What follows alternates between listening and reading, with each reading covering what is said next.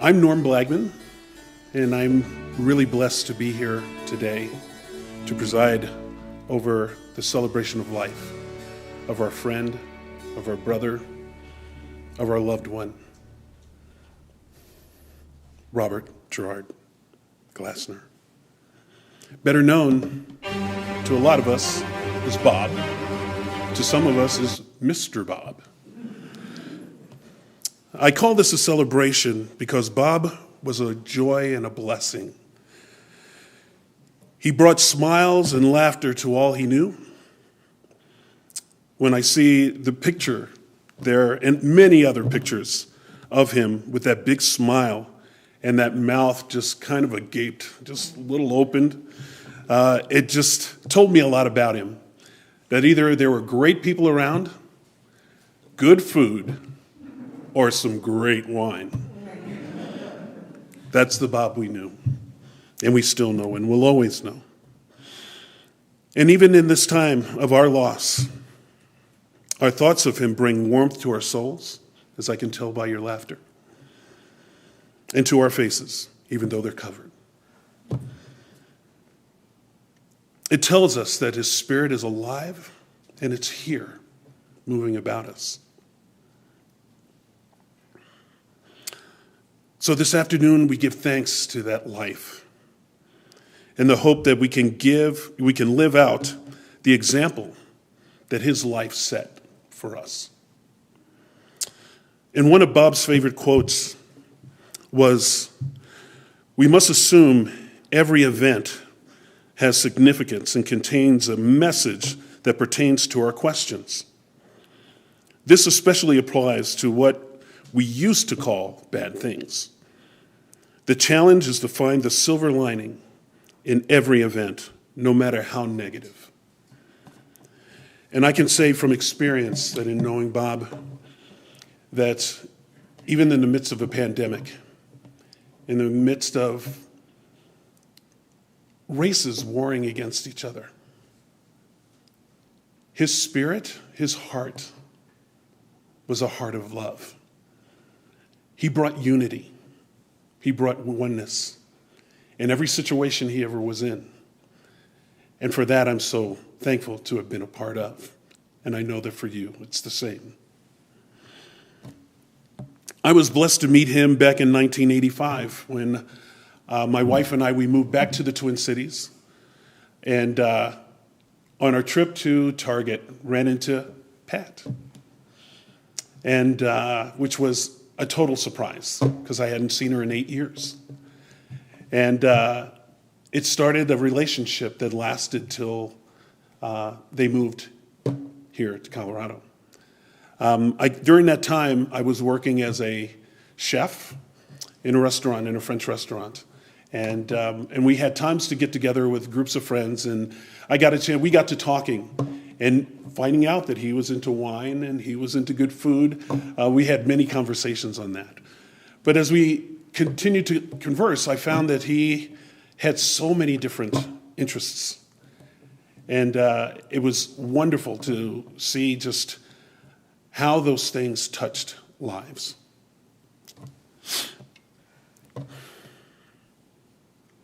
One of the sad points for me is, for many of you, you've probably experienced that 4th of July celebration. And he's always, "Norm, you got to get out here. It's a fun time. You got to get out here." And but trying to get from Minnesota to here for that celebration was always difficult. When you're in ministry, just busy all the time, it was hard to get here. And I'm sad that I missed it. But I know that in just hearing the stories last night of those celebrations, that for those who gathered, it put him right in his wheelhouse. And that wheelhouse was just of service, of celebration, and entertaining people. He loved to sing and play his guitar. And in that heart, there was always love. It was all done out of love. Love for each and every one of you that are here, to his lovely wife, Pat, who he adored, And that expression of love is really what the God of this universe is all about. Love. And he expressed that through all that he did. And because of that love, Bob is now part of the heavenly cloud of witnesses. And those witnesses are loved ones that have gone before. And they're in that cheering section looking down on us and cheering us on, encouraging us to continue to persevere in the race that's set before us. And right now, if ever any time, that race is peace, is love for this earth and for mankind. Can I pray? Pray with me, please. Lord, I thank you for the life of Bob Glassner. And I pray that as we grieve our loss, that his memory of his life will inspire all of us to live a life to the fullest, to share the love of life with others, and no matter the circumstances, to keep singing the song of peace. Amen. Right now, I'd invite Larry Glassner to come up. Speak of his brother.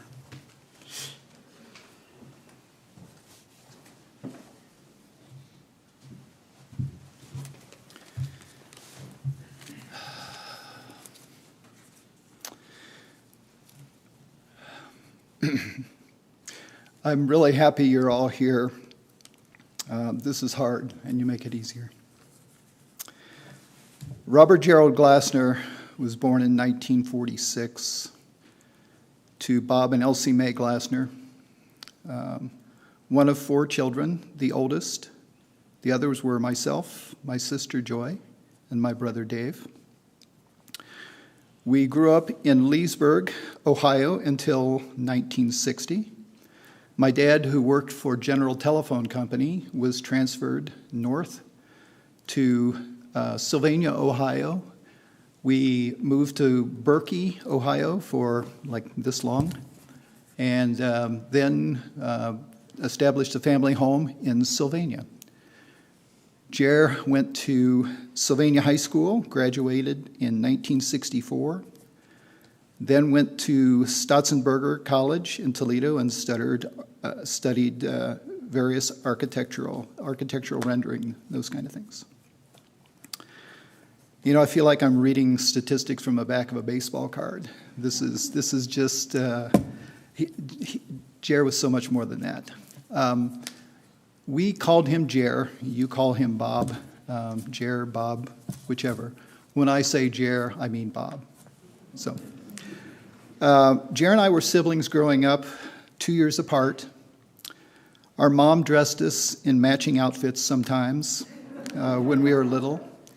And all of our family called us Jer and Lair. We wasn't Jerry and Larry, we were Jer and Lair.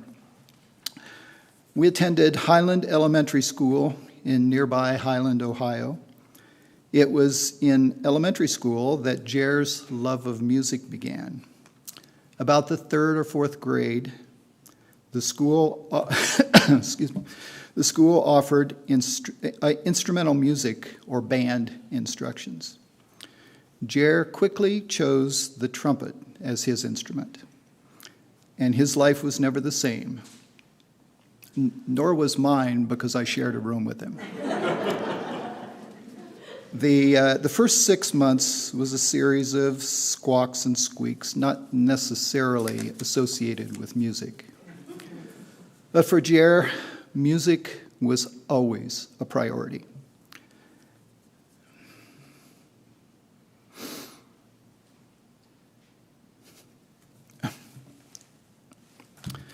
As his talent with the trumpet grew, other instruments beckoned to him, and he discovered the guitar. He grew up listening to the folk singers of the 60s, Bob Dylan, New Christy Minstrels, Peter, Paul and Mary, many, many others. He practiced learning their songs, and he breached out on other instruments. He got a 12-string guitar about age 16 or 17 and quickly mastered it. Also, Joy, do you remember the bongo drums? We had bongo drums that the family used to play with all the time.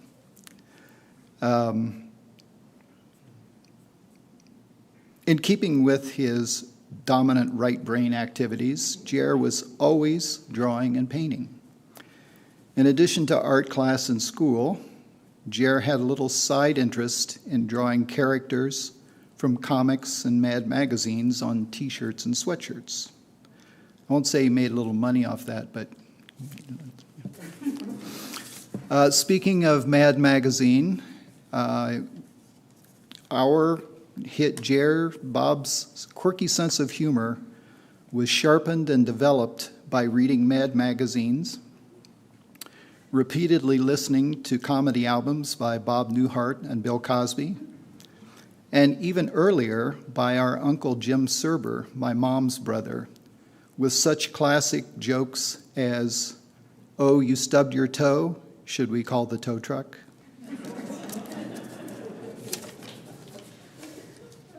Jer had a series of jobs in high school. He worked at McDonald's in Toledo. He was a caddy for a couple of summers at Highland Meadows Golf Course in Sylvania. And even earlier, he and I shared a paper route in Leesburg, delivering the Greenfield Times Monday through Friday, for which subscribers paid 15 cents a week. Jer's path and mine separated after I graduated high school. We didn't lose touch, but we lost that daily or weekly interaction that happens with distance. Then last year, we got our respective acts together and were able to spend time with each other. My wife Lenka and I visited Jer, Pat, and Chip on our way to Iowa. Lenka was anxious about an upcoming interview for her book tour. Jer recognized her nervousness and said, "Well, let's role play it." Neither of us remember much about that interview, but we'll always remember the kindness and caring of my brother. After introducing us to Rocky Mountain National Park, we sat in their cozy living room, sipping wine and visiting, and the years we spent apart just kind of slipped away. Then, on their road trip last spring and summer, we hosted them at our home in California. We barbecued fresh Pacific oysters on the beach at Point Reyes, had breakfast on top of Mount Diablo, and did just the right amount of wine tasting in the Livermore Valley wineries.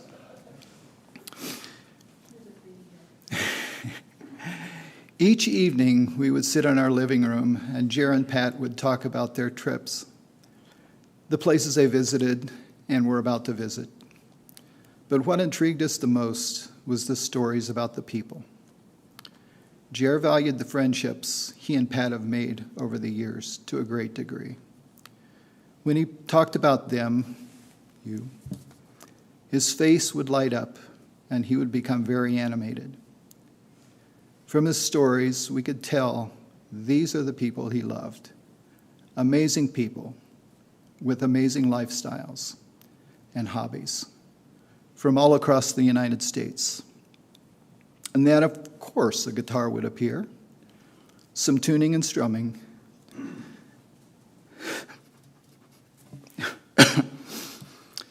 Then the room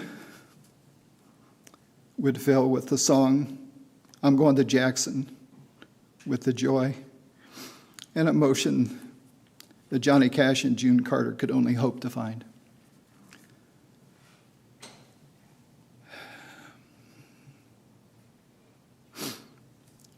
While Pat has lost her beloved husband, Chip his father, Joy, Dave, and I lost our big brother.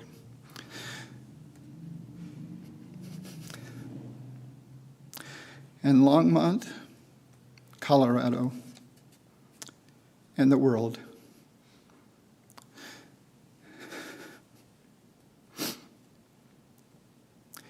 Has lost one of its kindest and most talented.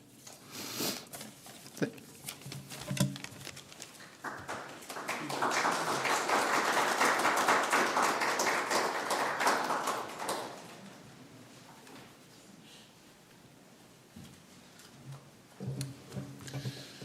Now I'd like for Jason Cage to come up. Thank you, brother.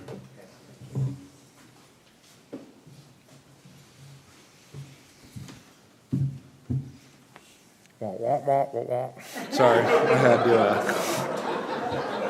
I couldn't resist. Thanks, Bob. Being a teacher and all. Larry, that was beautiful. Thank you. I'm Jason Gage, also known as Mr. Gage. I'm the art teacher over at Central Elementary. And Bob, I heard about Bob before I had even come to Central from other custodians in my building at Spangler and saying, "Oh, do you know Bob Glassner? He's an artist, and oh, you're going to love that guy." And absolutely, absolutely. So I don't blab and run on.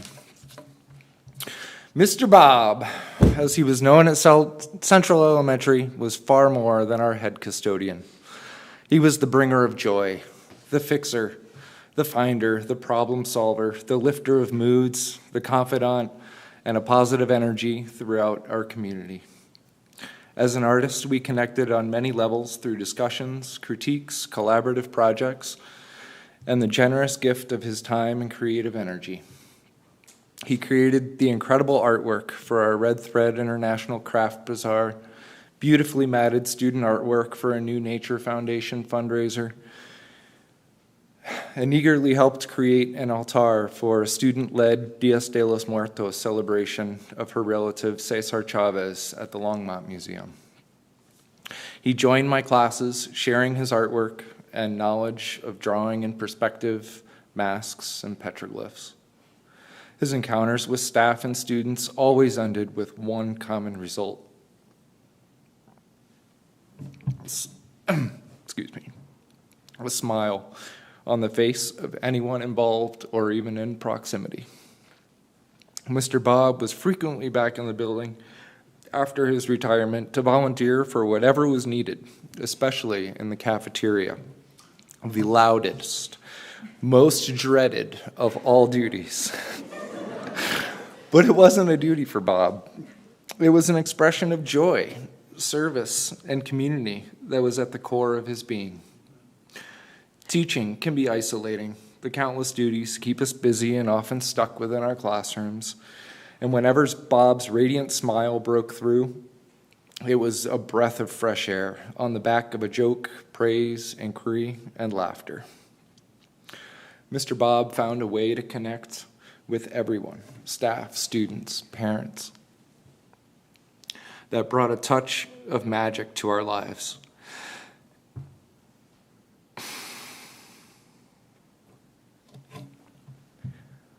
That magic would culminate at a very special time each year, when Bob's essence transformed with a suit, a beard, and a hat. That made kids squirm and cheer with awe-stricken eyes. Santa's spirit was Bob's daily mood, the bringer of joy, fixer of spirit, and the epitome of community. Mr. Bob is legendary at Central, and I'm proud to call him a friend.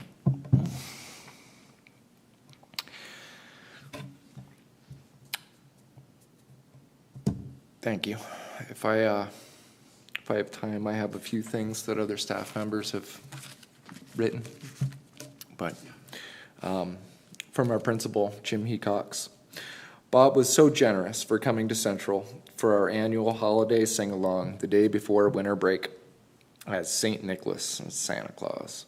The kids and adults loved his leading of Jingle Bells.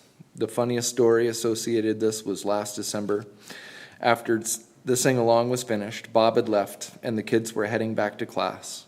4 kindergartners confronted me outside of their classroom and insisted that I had dressed up as Santa Claus and wanted to know how did I lose all that fat so soon. How did I change my voice? And where were my reindeer? Bob created some wonderful memories and fun moments during his time at Central and his return visits. His presence will be sorely missed next December when it's time to sing Jingle Bells and Santa won't be there to lead us. And Pam Haley writes, she's our current head custodian. I remember the first day I worked at Central 7.5 years ago when I walked into the custodial office and saw Mr. Bob with his driver cap on and just smiled. I felt so comfortable immediately. I'm so grateful to have been taught by someone so patient, wise, and kind. The way kids would light up when they would see him would stop me, and again, I would just smile. I am still smiling when I think of him, and I will always feel his presence in this building. I will miss seeing Bob in the neighborhood and feel so blessed to have had the time that I did working with him. Third grade teacher, Marcia. I remember Bob would make artwork for the staff and personalize it to what we liked. He knew I liked birds and the color blue, so he made me a bluebird. I still have it in my room. Also, I'm sure others would say this, but he was kind, friendly, happy, and funny. He was such a jokester, and sometimes I couldn't tell if he was being serious or joking. He was joking. He liked to joke with me because I would always fall for it. I only have good memories of Bob. And Bob Magan. Mr. Bob was a special person. The kids loved him, and he really cared for them. I first met Mr. Bob volunteering in the cafeteria 2 years ago. When we chatted, we discovered we both used the same handle, and we agreed that he would be Mr. Bob Sr., and I would be Mr. Bob Jr. In reality, I shared with Bob, I am named after my dad, so Jr. was a part of my name until Dad passed. I told him that he would always be the original Mr. Bob at Central Elementary. And Christina Stamper, teacher. Bob always had a kind word, joke or laugh to share. There was never a day that he didn't bring a smile to my face, and he had a gift for being clear and kind. There was never a time he wasn't able to lend me a hand in my busy kinder classroom. I'll miss seeing him and hearing all about his latest adventures. Sarah Hernandez. We love the artwork that he created when Andy was born, a painting of Andy's full name, birth date, details, and Bob's adorable little birds. We feel so lucky to have been gifted that by him. Caroline Haberly. I just remember how warm and friendly he was. He was one of the first people I met at Central as a new staff member. He would let me in the school to move my teaching materials into Central. He was a wealth of information and a warm, friendly person to see and to know. This meant a lot to me as a new staff member who was also new to the state and the area. Rebecca Vogelpitz. Bob was always willing to lend a hand with humor and kindness. He was a lovely man. Sending love to Pat and Chip. Aaron Lang. I did not know Mr. Bob, but I do have that lovely drawing of Central. And Elizabeth Vella. Please send my condolences. He was so kind and friendly with a great sense of humor. And Kelly Sanseverino. I'm sure I would say the same as many already have. Bob was just so organized at Central, always so funny with the kids. His Santa appearances were classic, and he was a fixture in the neighborhood, especially his 4th of July parties. I'm honored to be able to represent our school, and I'm going to miss that guy. And thank you for the huge honor of creating his urn. And I'm blessed to have known him. Thank you.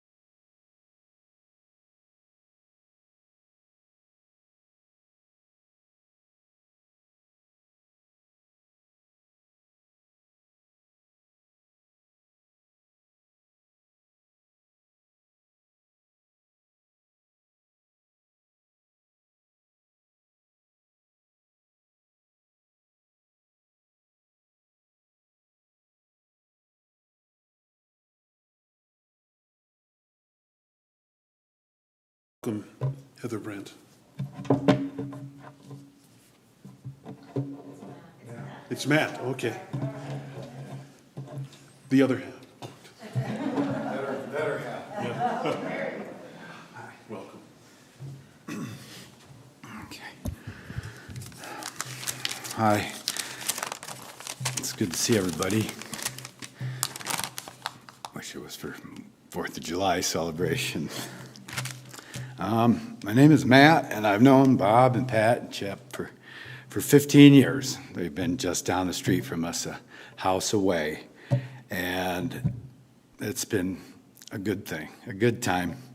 I'm going to just share a few different memories here and there. Nothing's real organized. But anyways, I have one that is good that Carson wanted me to tell. Carson is my 20-year-old son who, when Carson was 5, 6, and 7, and we'd have extra veggies in my garden, I would send a bag full of them with Carson down to the Glassners, and Bob would always give Carson a popsicle when he was done. So Carson loved to go give vegetables to Bob.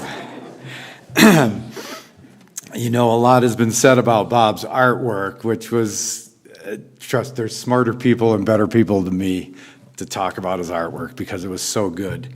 But I got to actually have a little project with Bob and actually do artwork in my garage that never came out that great. But we had a couple days of fun in my garage playing around with petroglyphs and concrete and conversation and stories and listening to music on the radio, 2 guys in a garage.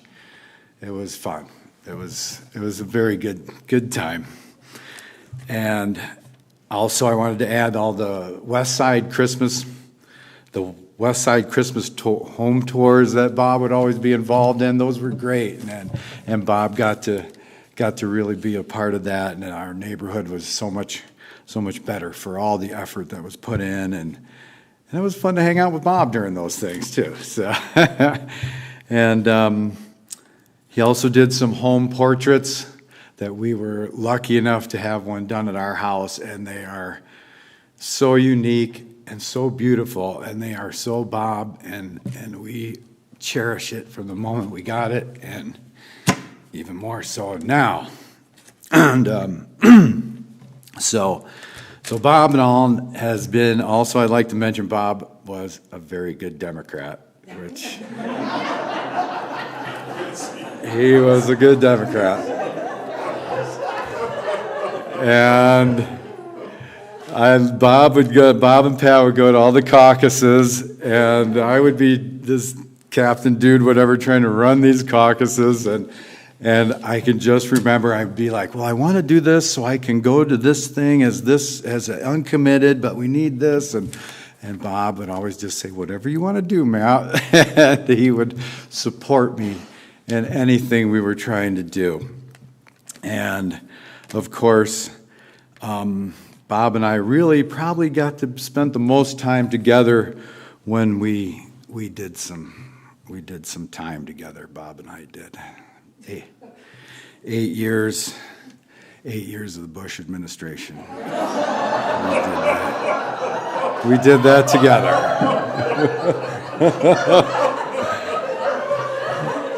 I would see Bob in the morning, and we would meet, and we would talk, and someone would join us, and we'd violate the Patriot Act and everything like that. But I will say, those 8 years, Bob and I, that was probably our closest time. We would meet and talk. And then, of course, we didn't meet so much during the Obama years because it would just be like, Bob, how's everything? It's good. How's everything with you, Matt? It's good. We're good. And that carried us for 8 years. And I'm not even going to go where we are today. But I love Bob. I still do. I always will. He is part of my soul for the rest of my days. I've been privileged and honored to call him my friend. And I think the shock of how everything happened is still very real and for us all. Eventually, we'll gain acceptance, and we'll be left with a lot of sorrow. But I think to try and replace the sorrow, we need to replace with thanks and be very thankful. I'm so thankful for the 15 years I got to know Bob. I am a richer man for it. And thank you.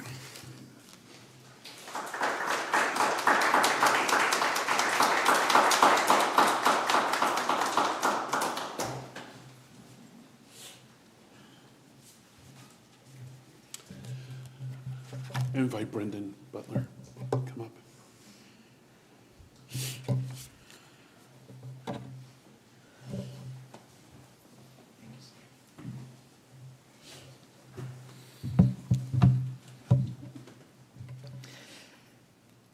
At times like this, you guys good in the back? Yeah.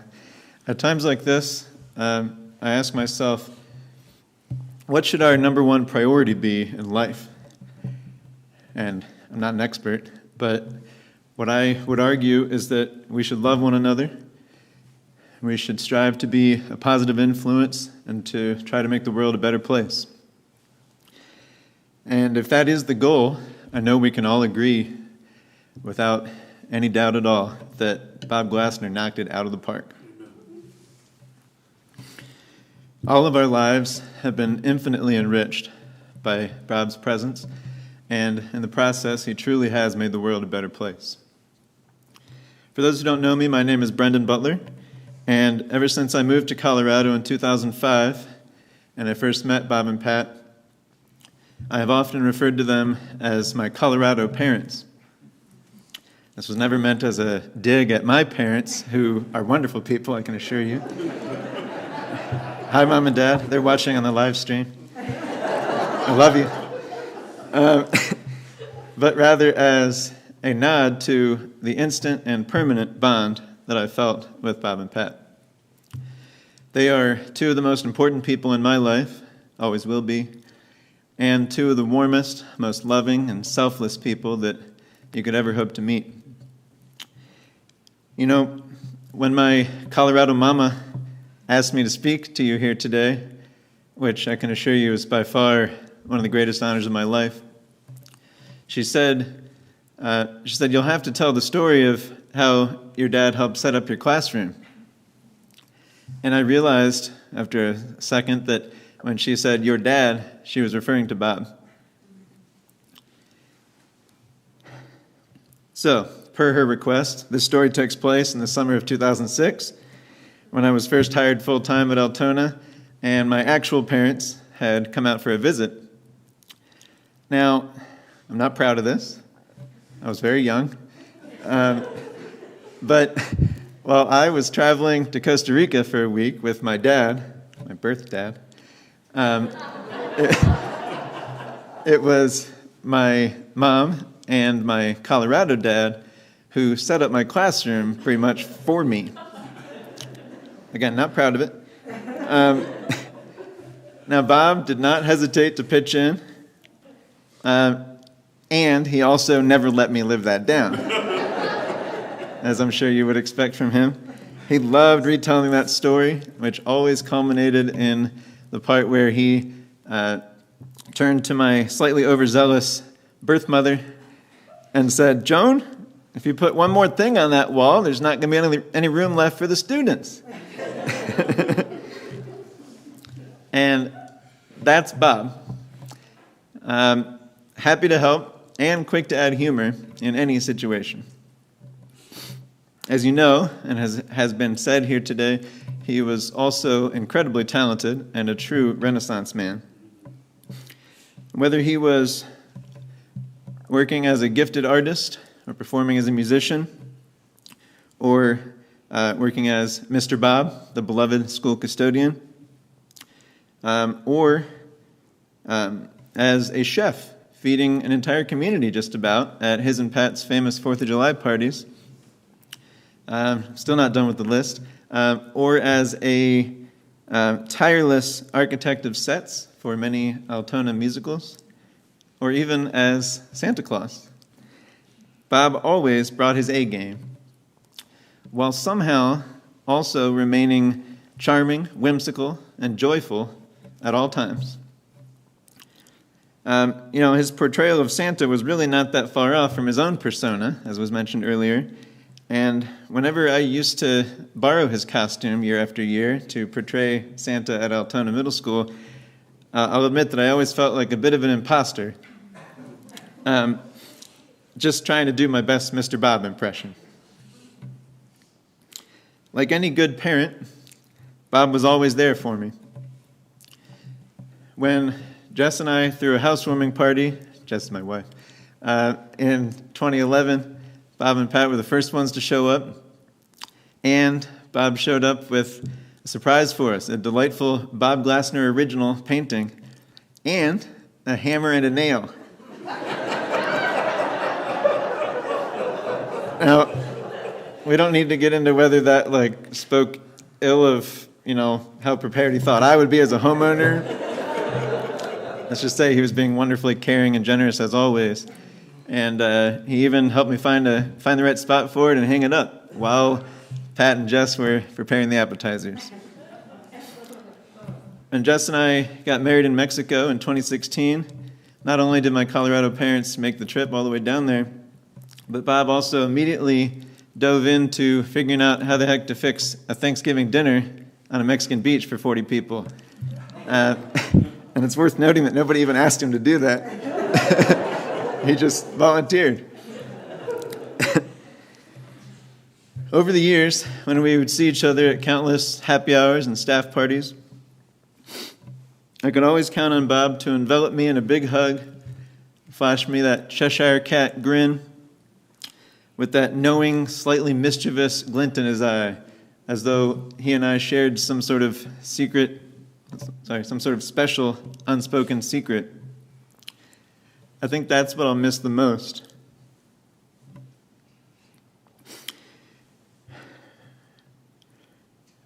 Like so many people, every time I was around Bob, I felt special, I felt lucky, most of all, I felt loved.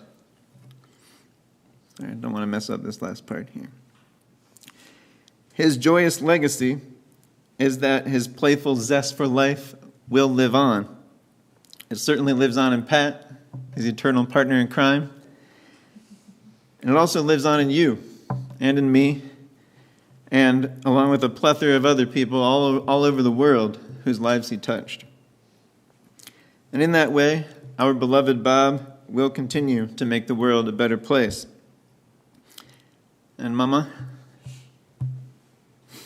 there will be many more adventures yet to come. Some you will share with me, some you will share with each of these other wonderful people and many others. And Bob will be with you and with all of us every step of the way. Thank you.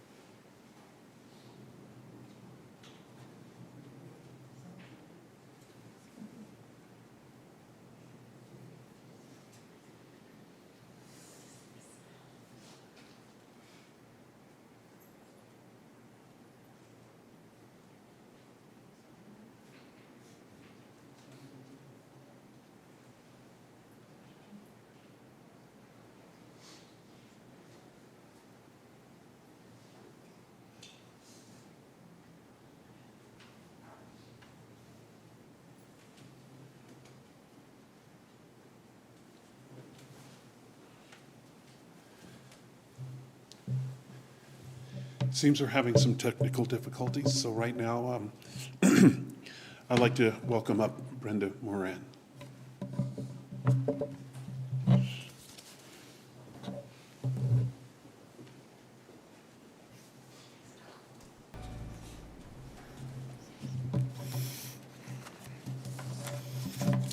Good afternoon.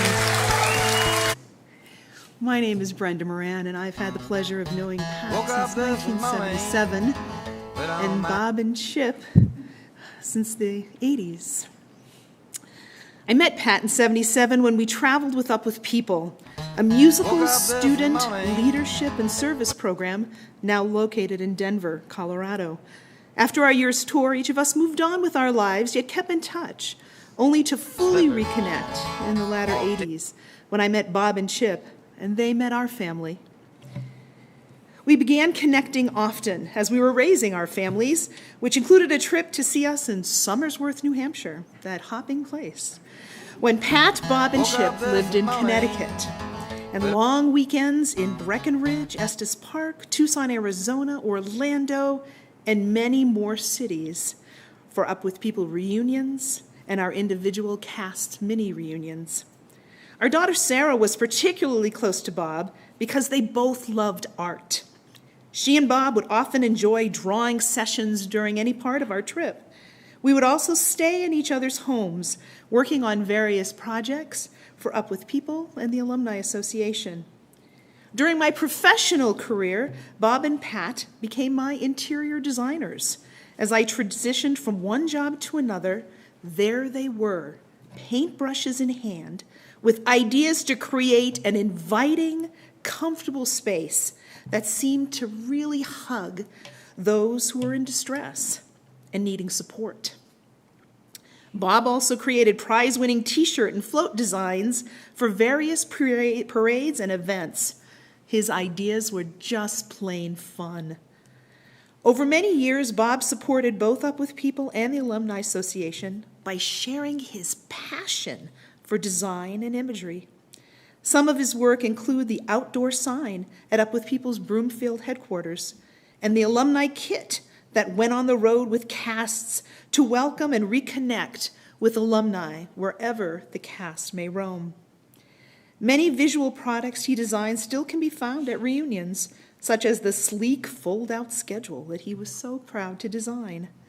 One particular memory I recall includes having several people run out onto a stage in front of a couple of thousand people to create a giant star. Bob loved creating memorable moments, and that was one.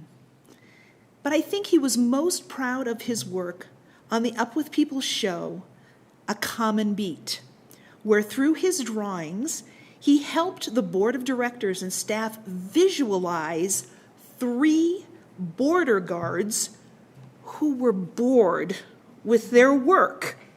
You see, they knew that there were great things happening on the other side of the border that they had to protect and stay in their own place and couldn't go. There were great food and wine and culture and music and laughter and people and more. Bob, Pat, and Chip were all greatly impacted by many and also greatly impacted many. From me personally and our family to many within the Alumni Association and Up With People, not only as they toured or worked with a local sing-out in Ohio, created prototypes and artworks and renderings, but also in the profound way they built lasting friendships.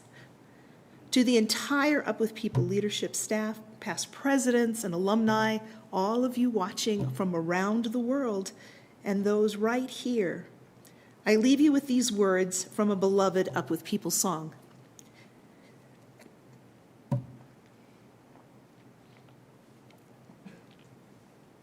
There are many roads to go, and they go by many names. They don't all go the same way, but they get there all the same. And I have a feeling that we'll meet someday when the roads come together up the way.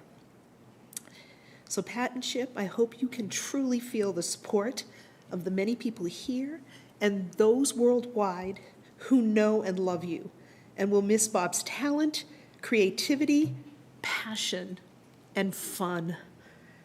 And Bob, we'll see you again, my friend, up the way. Thank you.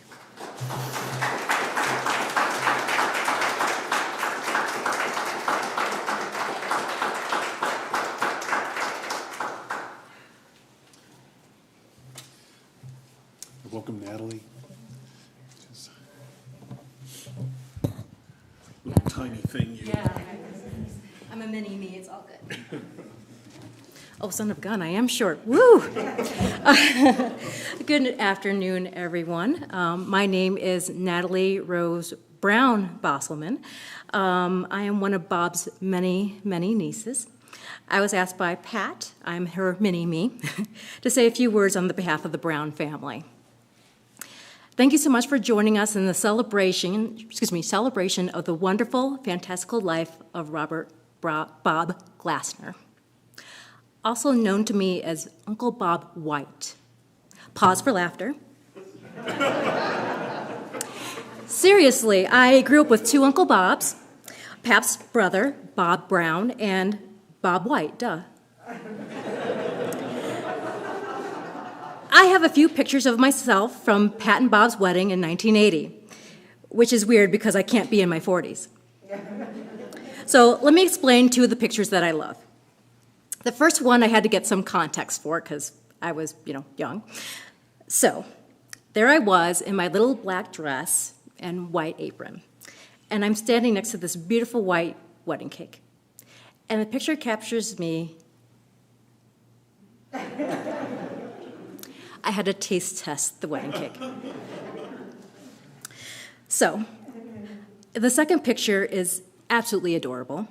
I'm being held by Bob, and I'm giving him a congratulatory kiss.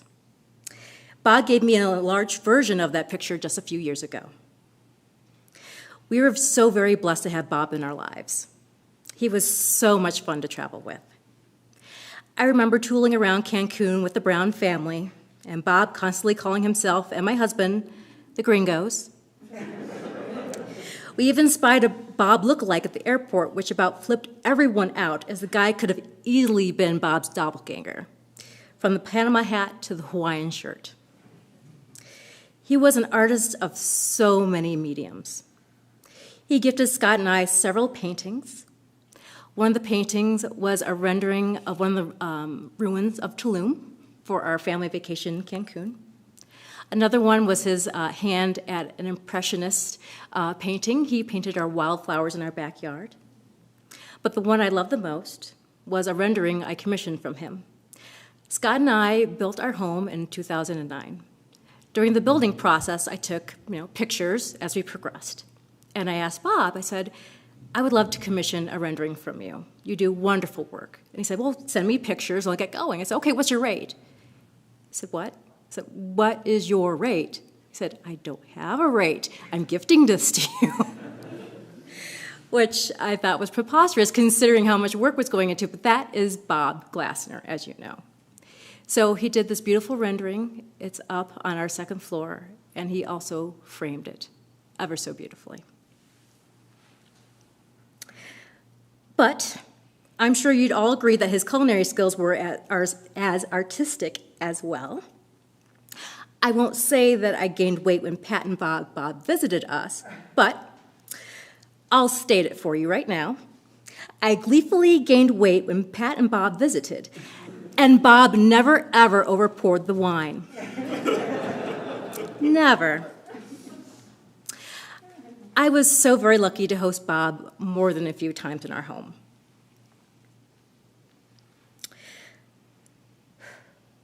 I loved our chats while we sipped wine and shot the breeze, be it politics, that in the White House. I censored myself. But it was just fun just to talk. He was a great conversationalist. When I saw Chip's Facebook post the morning after Bob passed, I had to blink and reread it about 3 times. It was definitely a string of words I hadn't even thought would go together and then include the name of our dear Bob. But unfortunately, it was true. And so the communication started through the Brown family, along with our grieving. That day I heard the news, I took myself to a local park to get some sunshine. I walked and did my best to enjoy the beautiful day. Then, on my walk back to the car, I spotted